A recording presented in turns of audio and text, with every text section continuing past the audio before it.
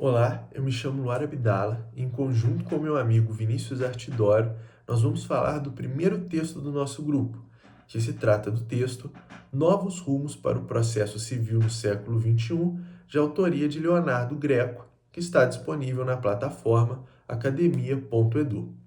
Bom, de maneira resumida, o autor propõe uma reflexão profunda acerca da ineficiência do processo civil brasileiro em garantir a efetiva tutela dos direitos.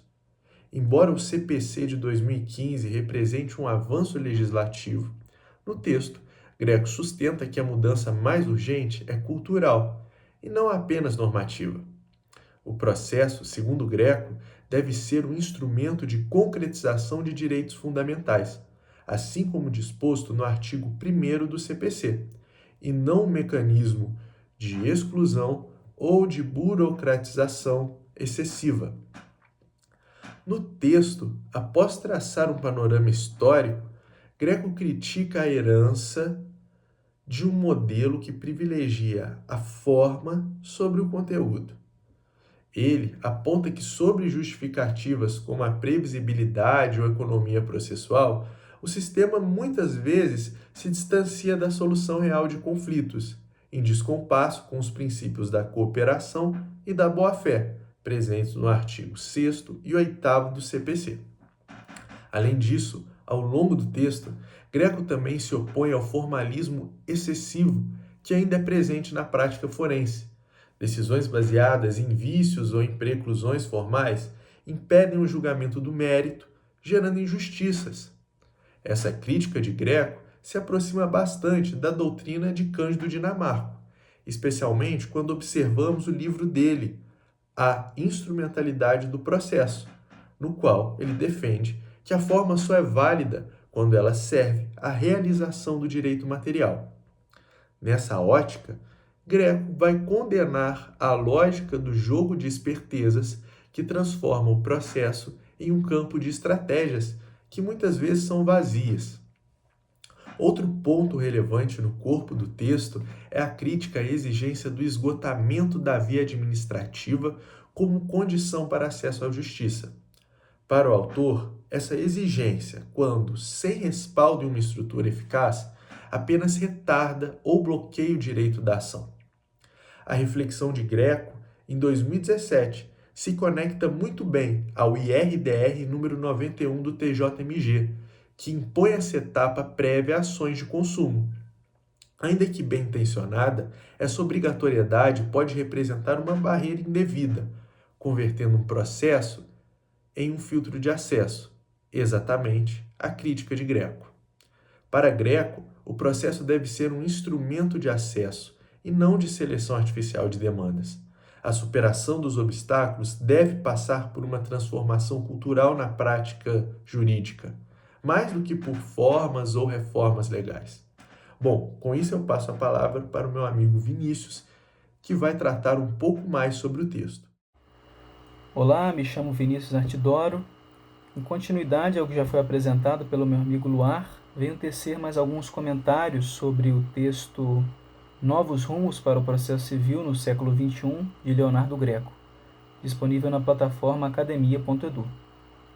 Como já foi mencionado, o texto parte da constatação de que, apesar dos avanços trazidos pelo novo Código de Processo Civil de 2015, ainda enfrentamos um modelo de justiça ineficiente, elitista e excessivamente formalista, que muitas vezes fracassa em sua função principal, solucionar conflitos de forma justa, tempestiva e acessível para todos. Greco divide as causas da crise da justiça civil em dois grandes grupos: as causas exógenas, que vêm de fora do judiciário e, portanto, não são tratadas por normas processuais como o Código, e as causas endógenas, internas ao sistema. Entre as causas exógenas, ele destaca o aumento da litigiosidade em razão da má qualidade dos serviços públicos, um ponto de ênfase do autor, da desigualdade social, da atuação predatória de grandes empresas e da facilidade de acesso ao judiciário. Já entre as causas endógenas, o autor aponta a cultura judicial fortemente burocrática, centrada em uma concepção de processo como um mero ritual lógico-formal, que privilegia a forma sobre o conteúdo. Como exemplo de crítica a essa nova concepção, Greco traz as audiências de conciliação e mediação. Ele não as abomina, mas, segundo o autor, não devem elas se tornar um mero entrave burocrático para o alcance da tutela jurisdicional, uma mera fase obrigatória procedimental que simplesmente obsta às partes do acesso ao judiciário e da solução do conflito, o que infelizmente é o que ocorre em grande parte das audiências de conciliação e mediação. Gostaria de destacar também uma outra causa exógena adicional, que não foi abordada diretamente por Greco, ao menos nesses termos: a ausência de confiança na sociedade brasileira. O sociólogo francês Alain Parfit defende que o desenvolvimento econômico e social depende de um tecido social baseado na confiança mútua entre indivíduos e instituições. Segundo ele, a confiança reduz a incerteza, fomenta o cumprimento voluntário de normas e contratos e facilita os negócios e as interações sociais. No Brasil, a cultura de desconfiança generalizada leva à judicialização excessiva de relações que, em sociedades mais coesas, se resolveriam com um diálogo e acordo direto. A baixa confiança nas instituições e nos próprios concidadãos gera um ambiente propício ao litígio constante, o que congestiona ainda mais o judiciário.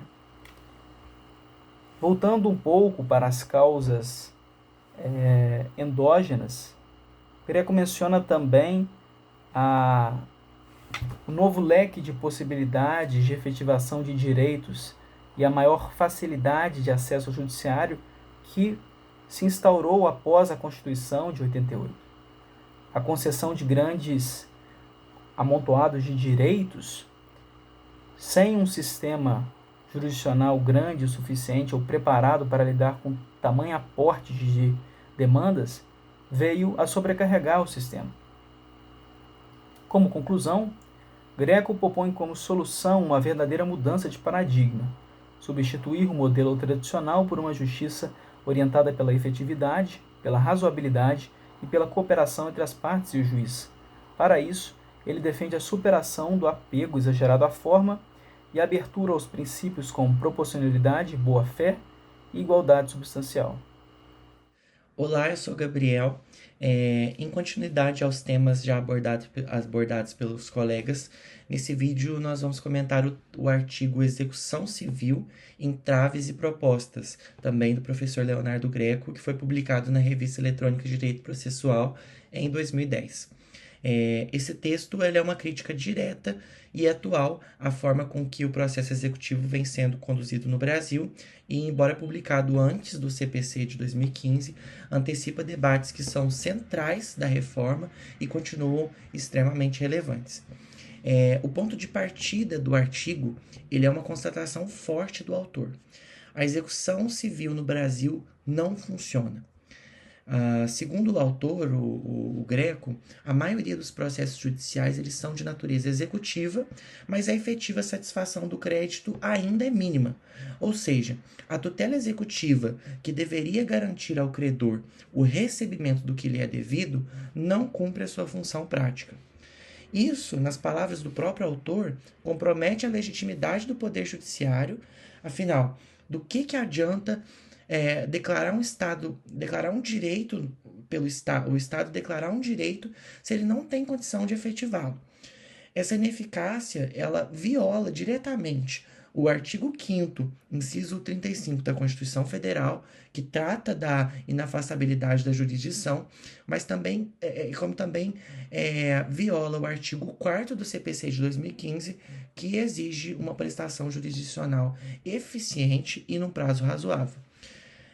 Já no tópico 2, o autor ele trata sobre falhas do próprio juiz no processo. Um dos principais entraves identificados pelo Greco é o modelo de centralização absoluta na figura do juiz. Hoje, no nosso processo, é o magistrado quem autoriza a penhora, quem expede ofícios, quem busca bens, quem decide sobre avaliação, conduz alienações, ou seja, o juiz ele executa pessoalmente tarefas operacionais que não exigem a atividade jurisdicional. O Greco ele afirma no texto que isso é irracional, improdutivo e ultrapassado, porque na execução o papel do juiz deveria ser de garantir a legalidade, a imparcialidade e o controle do contraditório, não operar diretamente o cisbajude ou o renajude. O CPC de 2015, no artigo 139, inciso 4º, ele confere poderes atípicos para o juiz para assegurar a efetividade da decisão, mas a prática mostra que o sistema continua muito engessado. A Mariana vai continuar trazendo alguns tópicos do texto a partir de agora. Meu nome é Mariana Franco e, dando continuidade àquilo que foi dito pelo meu colega, outro ponto que é muito criticado pelo autor é o excesso de formalismo e de burocracia desse sistema.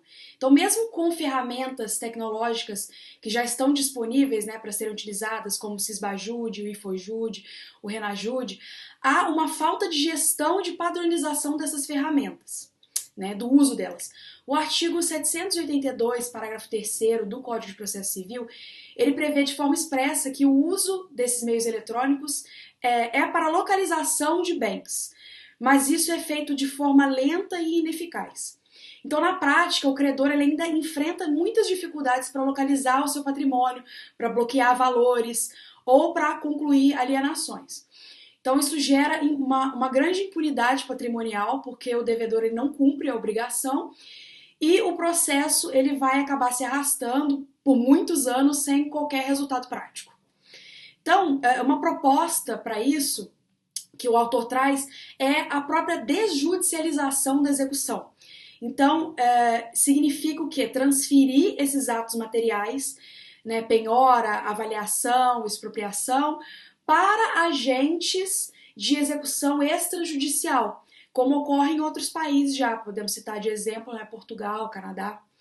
Então, nesses sistemas, o credor ele se dirige a um agente autorizado que vai conduzir esses atos sobre uma fiscalização judicial mínima ali, e o juiz ele vai atuar apenas quando há uma impugnação ou quando há necessidade de qualquer controle jurisdicional.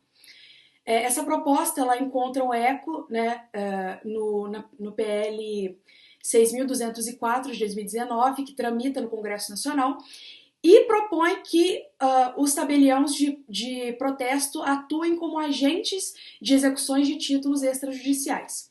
O Greco ele reconhece que há críticas, né, a essa forma, como o receio da mercantilização da justiça ou da quebra de imparcialidade.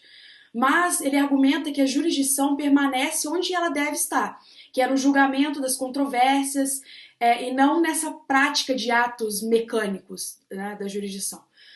E ele diz que a execução ela deve ser o centro da jurisdição e não um apêndice dela, né? Não deve ser marginal, né? Tratada como secundária. Ela é uma realização do direito reconhecido. Então, se a sentença não é cumprida, não há justiça, há uma frustração dessa sentença. Né? O artigo, portanto, ele é um chamado a essa reforma estrutural. Mudar o código não seria o suficiente, é preciso mudar toda a cultura institucional do judiciário, redistribuir essas funções, investir em tecnologias e reconhecer que tornar efetivas essas decisões é tão importante quanto proferi-las. E essa análise ela vai se conectar diretamente com o que a gente estuda na disciplina de execução civil. O esvaziamento das funções executivas do juiz, a inefetividade da prática de execução e a necessidade de repensar o papel do Estado, né, como juiz, são temas centrais para qualquer operador do direito que queira um sistema mais justo e funcional.